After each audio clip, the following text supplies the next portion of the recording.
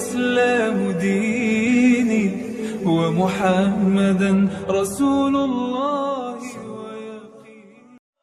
بسم الله الرحمن الرحيم. Untuk merendahkan, apa yang direndahkan kita tidak tahu, apakah harga dirinya sendiri, tubuhnya, atau apa. Nah, ini belum juga ada penjelasan. Yang kedua, ternyata umat Kristen itu mendasari imannya berdasarkan sejarah. Bibelnya nomor sekian. Nah, ini saja. Saya tidak dapat poin-poinnya loh. Ya, mungkin ada yang lain nanti yang mau bertanya atau berdiskusi dengan Bang Franky. Mudah-mudahan juga menjadi bahan renungan lah buat Bang Franky ya. Ya, kalau udah punya istri nanti coba colek-colek istrinya, gimana tuh tadi pendapat saya gitu kan. Kalau belum, coba tanya sama orang tuanya. Kalau orang tuanya udah meninggal, coba tanya sama pendetanya besok. Nah, itu saja. Oke, terima kasih. Iya, Sama-sama saya Bang Tri. Ya. Assalamualaikum. mengapresiasi Silakan, saya ya. Bang. Silakan Ustaz Wafi. Ya, saya sangat mengapresiasi kepada pernyataan Mas Franky sebagai Katolik ketika mengatakan Tuhan sedang merendahkan dirinya untuk menjadi manusia agar terlihat sama seperti manusia dan yang intinya akan menebus dosa. Itu yang sangat saya apresiasi, Mas. Karena kenapa? Ketika Tuhan sudah merendahkan manusia, merendahkan dirinya menjadi manusia, lalu ketika dia dibaptis, kan itu sudah bergenosis itu. Ketika dibaptis, lalu ada suara dari langit, itu kira-kira suaranya siapa, Bang Franky? Kan Tuhan sudah merendahkan diri kan? Sudah jadi manusia. Lalu terdengar suara dari langit. Inilah anakku, kepadanya aku berkenan. Itu suaranya siapa, bro? Monggo, bro. Buka mic-nya Mas Franky. Franky, halo? Mic-nya. Oke, silakan. Iya. Jadi tadi berbicara tentang Tuhan turun mengosongkan diri, merendahkan diri, turun menjadi manusia dari tadi, mengosongkan diri. Jadi dari keilahin, karena Yesus itu pemahaman secara kekristenan, dia 1000% manusia, 1000% Allah. Nah, dalam perjumpaan manusia dengan Tuhan, sejatinya kan itu di dalam kitab Perjanjian Lama, di kitab-kitab nabi-nabi terdahulu. Pertanyaan saya Mereka tidak simpel loh, bisa bro. Pertanyaan saya simpel. Itu suara siapa yang dari langit itu? Waktu Yesus dibaptis, ada suara dari langit. Jangan ke nabi-nabi apa, kan panjang nanti, bro. Gitu loh. Lanjut. Ya, karena tadi kan bicara tentang kerendahan, merendahkan diri. Ya, saya penjelasan di situ. Kalau suara itu ya adalah suara Allah itu sendiri. Nah, Katanya kalau, tadi kalau sudah. Anda menjawab itu suara Allah, Bang Franky ya, itu nanti nabrak dengan apa yang dinyatakan Yesus. Yesus berkata di dalam Yohanes 5 ayat 37, dia yang mendengar, dia yang mengutus aku, suaranya tidak pernah kamu dengar, rupanya pun tidak pernah dilihat. Nah, ini gimana ini? Kan tabrakan dengan ayat itu nanti. Lanjut, Ustaz Bafi.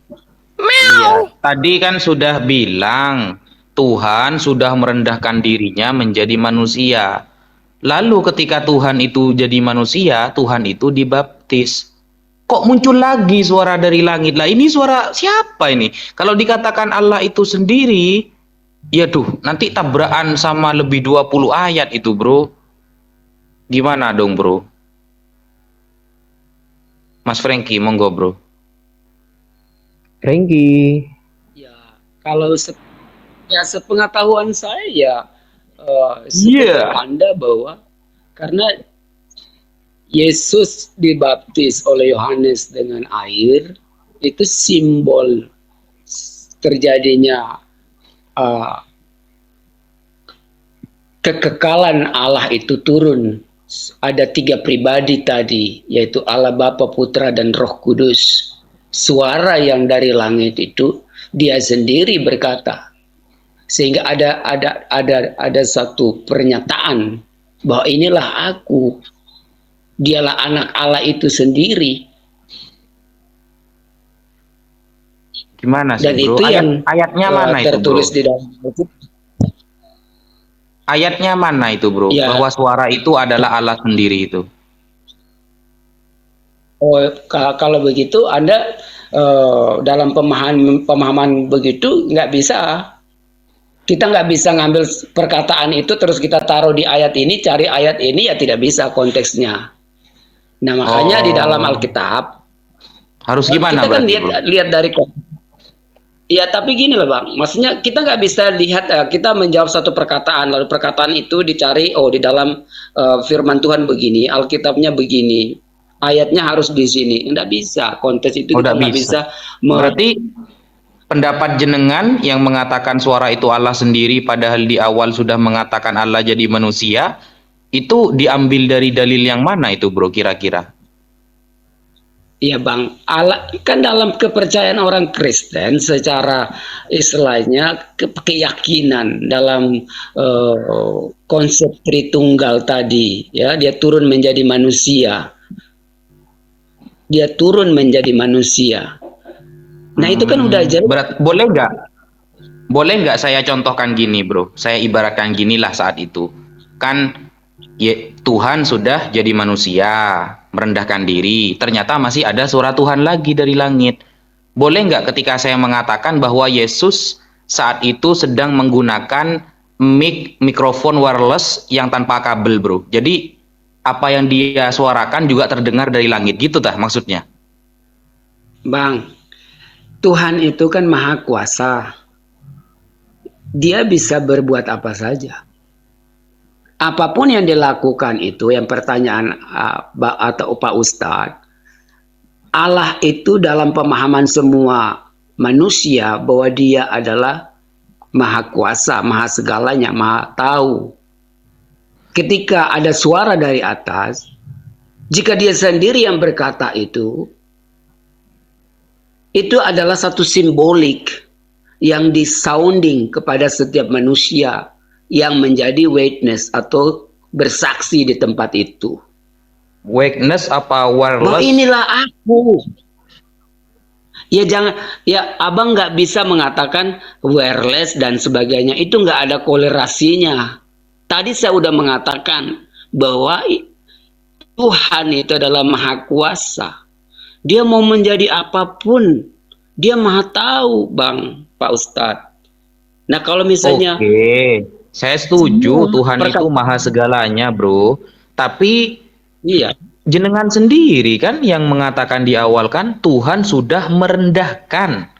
Tuhan sudah merendahkan dirinya jadi manusia. Berarti saat itu dia sudah terbatas, gitu loh. Ketika dia sudah terbatas, kok muncul suara dari langit? Katanya tadi maha kuasa kan, ya namanya Tuhan ya jelas lah maha kuasa dan maha segalanya. Tapi kata jenengan, kata sampean, dia sudah merendahkan dirinya, sudah jadi manusia. Berarti dia saat itu sedang terbatas, layaknya manusia biasa. Loh kok muncul ada suara lagi dari langit? Dan sampean mengatakan itu Tuhan itu sendiri. Nah ini kok ada dua berarti, bro? Atau tiga atau gimana sih? Mungkin kita diskusikan ini secara baik-baik ya, agar Tuhan ini memang, karena enak bro, andaikan benar-benar dua Tuhannya, mati satu tinggal satu gitu loh maksud saya. bukan mati satu tinggal 1000. Jadi gini, Bang Frankie, saya coba membangun narasi dulu untuk membantu saudara. Jadi gini, teman-teman Muslim yang ada di sini, saya menyadari bahwa antum semua ini menyikapi daripada doktrin dan dogma yang dipahamkan oleh saudara Frankie itu berdasar terhadap pengajaran Yesus, yang kemudian muncul pemahaman yang kemudian Anda sikapi bahwasanya apa yang disajikan oleh saudara Frankie ini itu berbeda dengan konsep yang kemudian baik dalam Islam maupun di dalam pengajaran Yesus itu sendiri. Tetapi saudara harus paham bahwasanya saudara Frank ini adalah seorang Kristen. Beliau bukan Nasara, beliau bukan praktisi Torah, tetapi beliau adalah penganut ajaran yang berasal dari Antioquia. Ini dulu yang harus dipahami, di mana di ajaran Antioquia itu bahwasanya Tuhan itu bisa menjadi apapun. Nah, sehingga ketika saudara Frankie berupaya dengan susah payah, kemudian meskipun sedikit belepotan karena apa yang dia sampaikan itu bertentangan dengan akalnya sendiri, itu kudu wajib kita hargai. Itu pandangan iman, doktrin dan dogma, mau salah, mau keliru, mau sesat, mau apapun, kita harus hargai itu. Nah, intinya gini, ketika ada Tuhan kemudian dibaptis, lalu kemudian ada suara dari langit juga, yang harusnya saudara-saudara permasalahkan, suara yang terdengar ini menggunakan bahasa apa? Bugis kah, bahasa Jawa, bahasa Sunda, bahasa Batak, bahasa Toraja, bahasa Makassar, atau bahasa apa, supaya kita bisa memahami bahwasanya orang-orang yang mendengarkan suara Tuhan pada saat itu keturunannya sampai hari ini masih Kristen, kan gitu. Ya, kalau hanya merujuk kepada Pak Franky kan muncul hari ini gitu loh. Ya, kita harus tahu Tuhan didengarkan suaranya dari langit, bukan suara petir loh. Kalau suara petir kan suaranya gini, meow, itu petir. Artinya orang tidak ngerti apa maknanya. Tapi kalau suara dari langit itu dari langit itu bahasa Tuhan, artinya kan semua orang yang ada pada saat itu mendengarkan, baik yang ada di Yerusalem, yang ada di Palestina, yang ada di Arab, yang ada di Roma, Yunani, kan mendengarkan. Karena tidak mungkin suara Tuhan itu hanya didengarkan oleh satu orang saja, kecuali itu hanya pewahyuan. Tapi ini kan banyak orang yang menyaksikan suara itu, seperti yang terjadi dalam Matius 3 nomor 17, Yohanes 5 nomor 36 dan seterusnya. Artinya bahwasanya orang-orang yang mendengarkan suara itu akan mendudukkan Yesus itu sebagai orang yang dikasihi oleh Tuhan. Tidak mungkin dibunuh karena dia dikasihi, tidak mungkin dia dikutuk karena dia dikasihi. Nah, untuk itulah kita dudukkan posisi daripada iman saudara Franky itu sebagai seorang Kristen. Jangan kita mengukur dia sebagai seorang pengikut. Dia ini pentuhan Yesus. Nah, jadi saudara-saudara Muslim harus mendudukkan perkara ini pada tempatnya. Franky ini bukan pengikut tapi pentuhan, di mana saudara Franky itu memahami tidak ada keselamatan di luar daripada mempertuhankan Yesus sebagai Tuhan. Itu harus kita hargai. Jadi jangan Anda memaksakan kehendak Anda semuanya yang membuat air mata saya ini berlinang gitu loh. Kasihan saudara Franky. Bukan begitu Bang Franky? Kalau suara lato-lato gimana berarti Bang? Itu lato beda lagi, lato itu beda lagi. Lato. Gimana Bang Franky? Benar nggak yang saya katakan? Bang Suma itu menusuknya halus. Loh, saya nusuk juga rupanya. Waduh. Enak, menusuknya halus. Saya mencoba untuk melindungi Anda. Iya, ada banyak pelajaran yang bisa diambil oleh Bang Franky ya. Salah satunya suara petir tadi. Meow. Gitu. Itu bisa itu pula belum diajarkan ke itu, Bro. mingguan nanti. Gimana Bang? Silakan Bang, lanjut Bang. Saya nusuknya dari mana? Samping, kiri, kanan, bawah, atas, belakang, muka, depan? Tapi enak. Terima kasih. Anda walaupun ditusuk tapi enak juga. Masya Allah. Banget cara dialognya ya. Tusukanku melahirkan sebuah kenikmatan berarti. Kita tusukan lato-lato itu. Iya. Tidak masalah. Jadi ya memang kalau kita bangun dialog begini emang tidak akan habis-habisnya. Abang-abang, saudara-saudara saya yang Muslim pasti memiliki pemahaman yang berbeda. Walaupun Anda mau belajar tentang Alkitab untuk mempersamakan dengan di Al-Quran, itu tidak akan ketemu karena pasti ada kontradiksi yang luar biasa. Bahwa Anda datang untuk memperbenarkan, itu saya juga tidak bisa menyalahkan karena itu Anda bangun dari perspektif keislaman kayak gitu. Salah Bang, Tadi salah. Bang Suma bilang Bang Franky, bentar. Anda salah kalau Anda mempunyai pendapat bahwa kita akan menyamakan apa yang di Bible dengan Quran. Tidak. Justru ketika kita membaca Bible itu sesuai apa yang tertulis di Bible itu sendiri gitu loh. Tidak membawa pemahaman Islam kami. Jangan diarahkan ke sana. Begitu Bang. iya, tapi artinya kalau kita memberikan penjelasan ya harus saudara-saudaraku harus menerima juga apa pemahaman kita, dan begitu pula apa yang dikatakan oleh saudara-saudara, kami pun bisa memahami itu. Tapi Iya. itu bukan berarti kita Yang harus jadi berbeda di masalah sini. itu Tidak, kita antara keimanan Kristen dengan apa yang tertulis di dalam Bible itu bertolak belakang begitu Bang. Itu yang makanya kita itu mempertanyakan, ini di kitab Anda begini kok keimanan Anda seperti ini gitu loh. ya itu karena Ustadz Suki hanya membaca beberapa perikop, tapi ya tidak salah. secara Kalau Anda keseluruhan. begitu salah. Saya ini dari Kejadian sampai Wahyu udah kelar. Salah. Tidak kalau masalah, begitu. bersyukurlah Bapak bisa membaca itu semua, dan ternyata Ustadz salah juga dalam pemahaman Bible-nya orang Kristen. Ya, Karena contoh begini kalau- Bang. Ini saya kasih contoh ya. Ketika saya bertanya kepada orang Kristen, di mana perintahnya ada perintahnya menyembah Yesus misalnya kan. Nah, orang Kristen ini jawabannya itu bukan berdasarkan apa yang tertulis gitu kan, melainkan hanya berdasarkan eksegesis.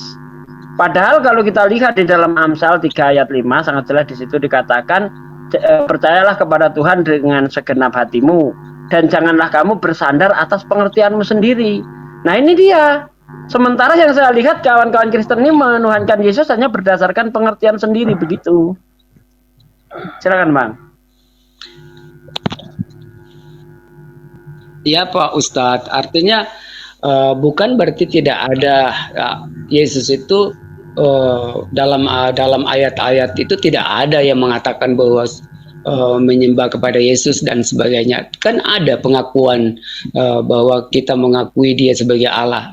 Kan banyak Alkitab banyak ayat yang menyatakan, bahkan iblis aja menyatakan dia percaya, mengatakan bahwa Yesus itu adalah Allah. Nah, ini Lihat saja pada waktu jadi dia salah kaprah Bang. Kalau Anda percaya dengan ucapan iblis ini malah salah kaprah, karena Yesus sendiri mengatakan di dalam Yohanes 8 ayat 44 ya kalau nggak salah ya. Yesus berkata, iblislah bapakmu, bapak segala dusta. Jadi apapun yang dilakukan iblis, yang diucapkan iblis ini harus kita pahami semuanya itu dusta. Nah, kok malah Anda jadikan sebuah kebenaran bahwa iblis ini percaya Yesus Tuhan, kan begitu. Harusnya kan Anda ada kecurigaan di situ. Ketika iblis hanya bersama dengan Yesus berduaan, iblis nggak takut. Bahkan Yesus ini dibawa-bawa iblis, dibawa ke bait Allah, ke bumbungan bait Allah, lalu pindah lagi ke bukit, ke atas gunung. Ya kan, kok tidak takut? Tapi giliran banyak orang dia pura-pura nyembah gitu loh. Seharusnya kan kita harus curiga, ini apa sebenarnya yang dilakukan iblis, kan begitu Bang? Ya, itu kan menurut Pak Ustadz yang mencurigakan Yesus itu bukan Tuhan Allah.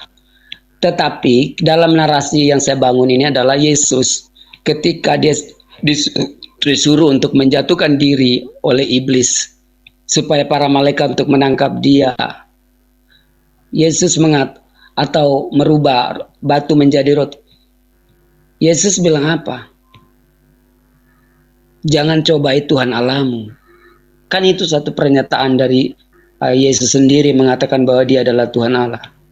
Udah salah Bang kalau Anda memahami seperti itu.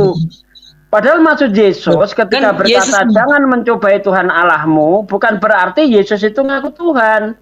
Kalau memang Yesus itu ngaku Tuhan, seharusnya bentar Bang. Seharusnya di dalam Yohanes 4 ayat 10, Yesus berkata begini, kalau memang Dia Tuhan, nyala iblis sebab ada tertulis engkau harus menyembahku. Tetapi faktanya tidak demikian yang dikatakan Yesus. Nyahlah iblis sebab ada tertulis engkau harus menyembah Tuhan Allahmu. berarti di situ Yesus bukan Tuhan. Lalu apa maksudnya Yesus itu berkata jangan mencobai Tuhan Allahmu? Maksudnya itu jangan mencobai janji-janji Tuhan yang akan berlaku terhadap Yesus. Begitu, Bang. Nah, itu berarti Anda Pak Ustadz sudah memahami itu sebetulnya. Nah, Memahami. karena memang Tuhan itu berjanji. Bentar, Bang. Karena Tuhan itu berjanji di dalam Mazmur 91 ayat 11-12. Malaikat akan datang menatang engkau di atas tangannya supaya kakimu jangan terantuk kepada batu. Nah, iblis itu ingin membuktikan ini. Benar enggak janji Tuhan ini yang kalau Yesus itu misalnya jatuh, malaikat akan menolongnya. Berarti di sini yang jangan dicoba itu janji Tuhan, bukan Yesus itu Tuhan, Bang. Jangan begitu dong. Loh, itu kan Anda kembali lagi ke Mazmur ya, itu. Kita ngomong dari tadi, bagaimana Yesus itu mengatakan jangan cobai Tuhan Allahmu. Yang pada saat dicoba itu siapa? Yang dicobai itu gini loh, makanya tadi saya terangkan yang dicobai itu Yesus, ya kan? Tetapi iblis ini ingin membuktikan janji Tuhan. Seperti yang tertulis di dalam Mazmur 91 ayat 11-12. Ya, kalau kamu menjatuhkan dirimu, ya, kamu tidak akan apa-apa karena ada tertulis tentang engkau ini. Bahwa kalau kamu menjatuhkan